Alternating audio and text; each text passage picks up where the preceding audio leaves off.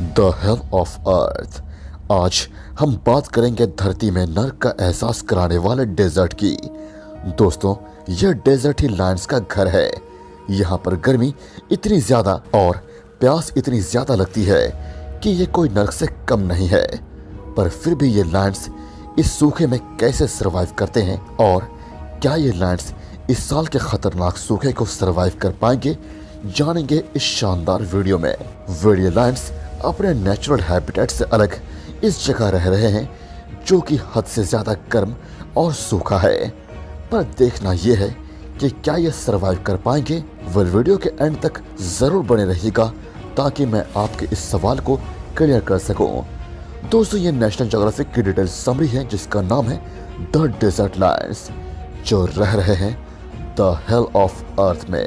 Video पसंद आई तो video को लाइक कीजिए और चैनल को सब्सक्राइब करके बेल आइकन प्रेस करना मत भूलिएगा, क्योंकि आप देख रहे हैं facts film the amazing kingdom of animals. Well guys, every story needs a background music which enhance the quality of the storytelling. Since many of you have asked me from where I'm getting the background music for my videos, I'm going to tell you a website which creates background music using AI. Yeah, I'm talking about soundraw.io, where you can create the background music for your videos to increase the quality of your project. All you have to do is to search for the category of music you want. SoundRaw will create for you, as I'm doing now. See how easily I can get the music, and if you want to customize the music, that too you can do very easily. And most importantly, the musics are royalty free and easy to download. So check out the description for the link guys. वैसे तो हर साल गर्मी पड़ती है, लेकिन इस साल हालत कुछ ज्यादा ही खराब है। कालाहारी डेजर्ट में नदी के किनारे स्थित नाइपन फॉरेस्ट में भालू जितने साइज के लायंस किसी भी प्राइड की ताकत और बचना बहुत हद तक उस इलाके और उस प्राइड पे राज कर रहे मेल लायन पर निर्भर करता है। इस प्राइड पे दो डोमिनेंट मेल राज कर रहे हैं जो कि दोनों भाई है। इस प्राइड में 6 मादाएं हैं जो कि मैच्योर और एक्सपीरियंस्ड है।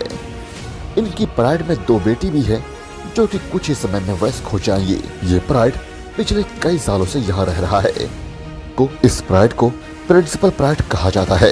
इस प्राइड के इलाके में ही थोड़ी दूर नदी के पास 2 नई लायनेस आ रही है, पर लायन उनको इलाके में आने देते हैं क्योंकि उनको अपना वंश बढ़ाने का और भी मौका मिले। ये दोनों शेरनी सिर्फ नदी के किनारे ही रहती है, जहाँ पर ये प्रिंसिपल प्राइड से दूरी बनाए रखती है।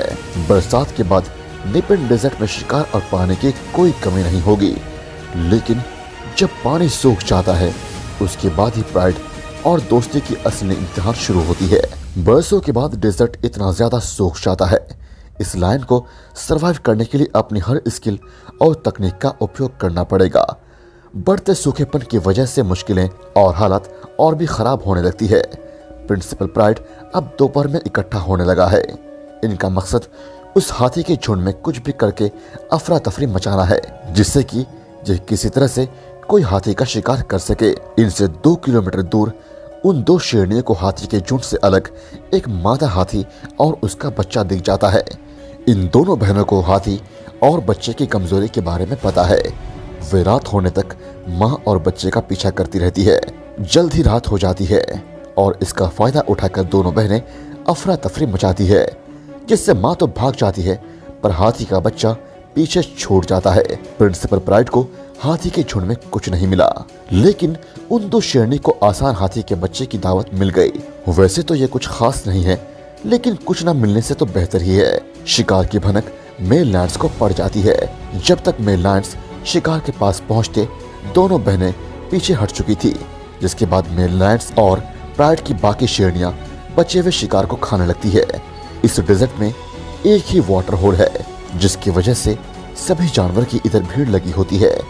बर्ड से लेकर हाथी तक सभी इकट्ठा हो चुके हैं। अब पानी के लिए सभी जानवर आपस में लड़ने लगे।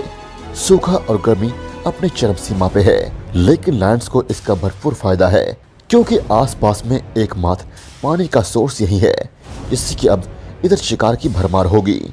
क्योंकि एक कहावत तो आपने सुनी है, जिसने पानी पर कंट्रोल कर लिया समझो उसने पूरे जंगल पे कंट्रोल कर लिया। प्रिंसिपल प्राइड अभी झाड़ियों के पीछे आराम कर रहा है। दो बहनों के साथ लायंस मीटिंग करने के मूड में है। इस सूखे मौसम में बच्चे पैदा करना एक जुआ खेलने जैसा है, क्योंकि आने वाले बच्चों का इस माहौल में बचे रहना बेहद मुश्किल होगा। लेकिन ये मीटिंग करते हैं। कुछ समय बाद ही दोनों बहनें के सामने बड़े कद का जिराफ का झुंड पानी पीने के लिए आता है। दोनों बहनें शिकार करने की कोशिश भी करती है, पर वो बहुत मुश्किल है। लेकिन उसे अपने किंग पर भरोसा है कि वो शिकार जरूर करेगा।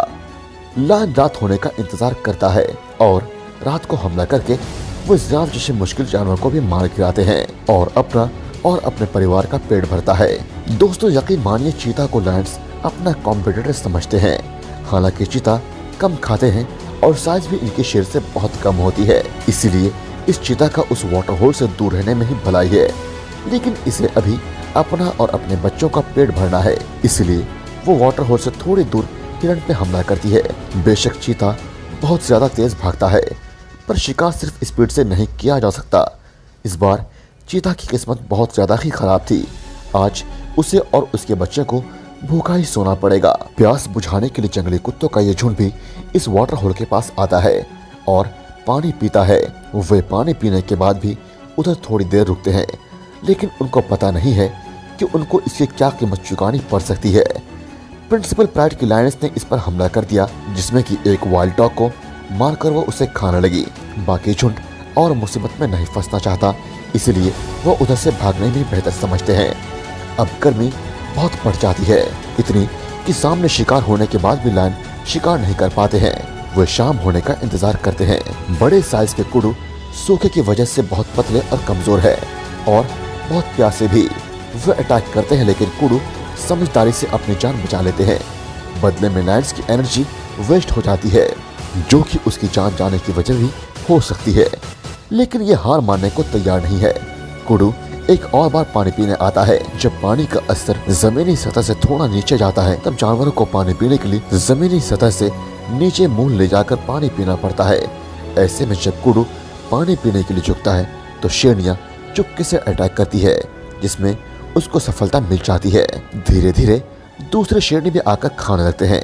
सबका पेट भर जाने के बाद भी शिकार बचता है। एक शेरनी बचे हुए शिकार की सुरक्षा भी करती है, पर वो धूप के आगे झुककर चली जाती है। बाकी बचे हुए शिकार पे मालिकाना हक जमाने के लिए गिद्ध और जैकल्स आपस में लड़ने लगते हैं, पर सब अपने हिस्से का खा लेते हैं और चले जाते हैं। गहरे बादल सभी जानवर को आशा दिखाते हैं, लेकिन ये भी बिना बरसे ही चले जाते हैं। अब सभी जानवर का सब्र खत्म हो रहा है। साथ ही वाटर होल में अब सिर्फ कीचड़ ही बचा है। ऐसे कठिन माहौल में दो बहनों ने कब्स को जन्म दिया है। जल्द ही ये बच्चे अपने पिता से भी मिलते हैं। अब इस बच्चों का सर्वाइव करने में उनके पिता और अर्न भी मदद करेंगे। साथ ही अब इस प्राइड को भी लायन की सुरक्षा और प्रिंसिपल प्राइड के इलाके में हिस्सा मिलेगा, पर इनका भविष्य बारिश पर निर्भर करता है। गहरे बादल फिर से देखने को मिलते हैं, पर ये बरसेंगे कि नहीं ये नहीं पता। लेकिन आखिरकार नेपियर फॉरेस्ट को सूखेपन से राहत मिल ही जाती है। अब सभी जानवर की हताश दूर होगी। वाटर होल भी अब बहुत सारे बनने लगे हैं और सभी जानवर की लेगेसी सिक्योर दिखाई दे रही है, और इन्होंने इस साल भी किसी तरह इस डेजर्ट में सरवाइव कर ही लिया है। दोस्तों, ये थी कहानी द डेजर्ट लायंस की। वीडियो अच्छी लगी तो लाइक जरूर कीजिएगा और कमेंट में मुझे बताइए क्या ये लायंस अगला साल सरवाइव कर पाएंगे। आपको क्या लगता है?